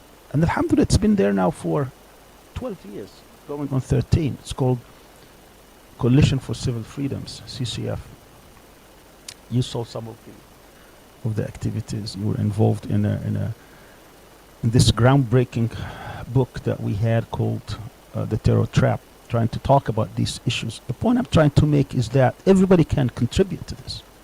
It is just the imagination, the failure of imagination for people to think how we can help, or the fear that was instilled by the thought that government can come after me. But I can tell them right now, what's destined for you is destined for you.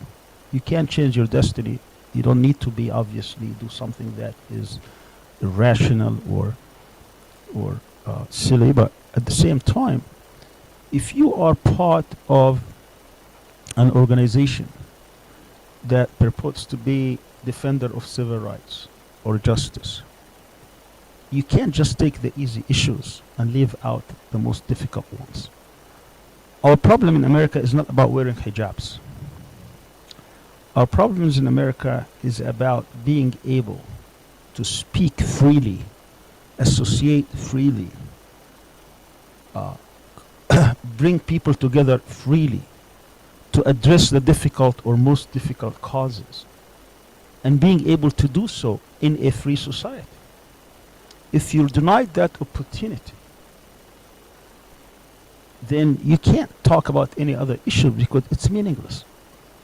If you cannot take what is called the disfavored causes, or the causes which the government may consider as being unpatriotic or not within the so-called security, national security interest, then your activism has no meaning. For your activism to have meaning, that means you're willing to take on the government, and I'm not talking about anything that is illegal, to take on the government by all means, trying to correct what's wrong, particularly in a society that calls itself democratic, free,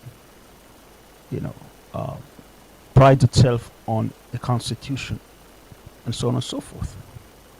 The problem with many people today, within the framework of working on social justice or justice type issues, is that they would like either to have shortcuts in which they would have to compromise, which their struggle at the end means nothing, or they don't want to take the most difficult causes. Today, it's extremely difficult to talk about political prisoners in America. In fact, America does not admit that it has political prisoners. But when you go and really investigate, look at all these causes, all these cases across America since 9/11, I'm not saying all of them, but overwhelming majority of them, they are political causes. They have been done so that a certain narrative and a certain discourse would be advanced. The short end of it is that Muslims inherently are violent. They do not deserve to have a seat at the table unless they compromise their basic beliefs. Now, the Constitution says that this kind of targeting is not allowed. It's not un-American, unconstitutional. But to make it acceptable and constitutional, you have to change the narrative. And one way to do that is to bring hundreds of Muslims and make them criminals based on their political beliefs or religious beliefs or their associations or their work. And that's what's happening. So to stand up for that, that means you are standing up against a system that is targeting these people because of that. To win, there will be sacrifice. And some of these sacrifices would be people in prison or people possibly even facing worse than prison. The African American experiment is extremely instructive because they faced struggles much more and much deeper than the Muslim struggle. Maybe it's our turn now, talk about speaking of Muslims, but it's very instructive. And we have icons. We have Malcolm X. Okay, today at one point Malcolm X was looked at as a person who is despised, who is outside the system, who is marginalized and eventually assassinated. Today Malcolm X represents this spirit of standing up to injustice, of speaking up and speaking out, and telling the government what it doesn't like to hear. Muhammad Ali is another example. He went to prison for his beliefs. He paid the price. But when he died, everyone was mourning him. So people have a choice, of course, because at the end, as a believer, you know that your days on earth is already predetermined. So whether you live it this way or that way, it still be the same number of. So if you really believe in a cause, then you have to stand up for what you believe in and start to fight for it. So for those people who are in prison, all I can tell them is that you're in our thoughts and prayers. We try our best to get you out. The odds right now are not very good because we have a political system that is very oppressive, very unjust. We have political forces and lobbies that are lining up against you. Yet there are people who decided to help you and stand up. Those are, and for the others, I said, you need to rethink your approach to these issues. Don't run from them. Today, we cannot have a single talk or a Friday sermon to say anything about the Holy Land 5 or Afia Siddiqui or other cases. because those who are in charge of the mosques today are afraid, not because they don't believe in these issues. Many of them do. But they're afraid they will be targeted somehow. Now, we need to be also strategic, but principled in our thinking. Strategic meaning we need to engage society, we need to inform society. We have rich experiences as American Muslims, you know, through the 90s and the early 2000s, in which we were able to penetrate the system and really be successful in turning politicians around and making some progress. But since then, obviously, things are different, and people are targeted. So we need leadership that is willing to stand up and do the right thing. So, young people, the future is yours. You are the future, not only of people around the world. You know, in America, outside America, the young people are the future, and they need to start thinking about the bigger issues. Too many, I don't know, our generation maybe was different. We were really thinking about the big issues at the time. Now I can see it in many people, including my children and others, is that not everybody thinks about the big issues. But I think that's where it starts from. You know, there are a lot of people also who are willing to be activists and to be examples and to fight injustice and to be part of the struggle. And I see them, I hear them. We just need more of them, and we need to be organized. We need to be mobilized, and we need to strategize and be focused on what the big issues are and what the road ahead means. All what it needs is just to win few victories, and then they will accumulate. We just have to define what these issues are and start accumulating these small victories. And hopefully, you know, I'm hoping that one day we're going to see all these things as the past. That we'll be able to see the Holy Land 5 out, and Afi Siddiqui out, and Ahmed Abu Ali out, and all those people who were imprisoned because of their faith, because of their association, because of their charity work, or because of being there in the wrong place at the wrong time, including, of course, many others. You know, we have seen the Nuremberg, the Nuremberg 4 and the Duca families, and you know, and all these issues. All these are innocent people, and I know that there are many people in America who care about justice. So they need to also start taking these cases, not to be afraid. I saw the ACLU at the beginning was extremely reluctant to take our secret evidence case. I really had to work very hard to get them. I remember when I gave up, just to give you one example, them involved, I said, okay, how do you become on the board? He said, you become a member, and then you go to the election. So I became a member of the ACLU. I offered myself to become a board member. I was the only candidate. I was elected, and then on every agenda, secret evidence was on the agenda, on every meeting, and they got involved. This is how you do it. You can go now and see all these hundreds and hundreds of organizations across the United States, get involved, be a member. You know, in the NAACP, I said, can you release a statement, you know, against secret evidence? They said, we have a convention, but you need to become a member. I said, all right, how member? He said, pay $100, become a member. I go there. Literally hundreds of people are there. I offer a resolution on secret evidence by acclamation. Everybody voted for it. The next day it's on the papers. You get involved. You get organized. And this is how you change things, one victory at a time, and it adds up. And at one point, it's like water going through a bridge, and then that bridge would go away and the water will come. And this is how I look at it. This is how I see it. And I hope that we can change things, inshallah, one victory at a time. Thank you very much. Thank you very much, and I want to thank the panelists for joining us, and I want to thank all the people who are in our audience here and also online, and I look forward to our next event. Please stay tuned. Good evening.